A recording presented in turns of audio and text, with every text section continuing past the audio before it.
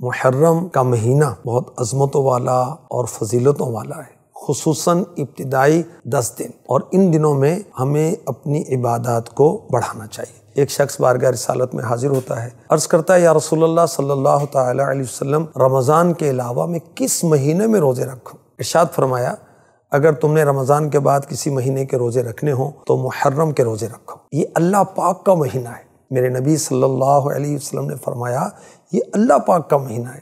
اس مہینے میں ایک دن ہے جس میں اللہ پاک نے ایک قوم کی توبہ قبول فرمائی اور دوسروں کی توبہ بھی قبول فرمائے گا۔ نبی پاک صلی اللہ علیہ وآلہ وسلم نے فرمایا، ماہ رمضان کے بعد سب سے افضل روزے اللہ پاک کے مہینے محرم کے روزے ہیں، اور فرض نماز کے بعد سب سے افضل نماز رات کی نماز ہے۔ ماہ محرم کا پہلا عشرہ یعنی فرسٹ 10 days، پہلے 10 دن، اس کی شان و عظمت کوئی نئی نہیں ہے، بلکہ پچھلی شریعتوں میں بھی ان 10 دنوں کو برکت والا اور عبادت والا سمجھا جاتا تھا۔ حضرت سیدنا ابو عثمان نہدی رحمۃ اللہ علیہ فرماتے ہیں، صحابہ کرام علیہم رضوان 3 عشروں کی تعظیم کیا کرتے تھے: رمضان مبارک کا آخری عشرہ، ذوالحجۃ الحرام کا پہلا عشرہ، اور محرم کا پہلا عشرہ۔ 10 محرم کو عاشورہ کیوں کہا جاتا ہے؟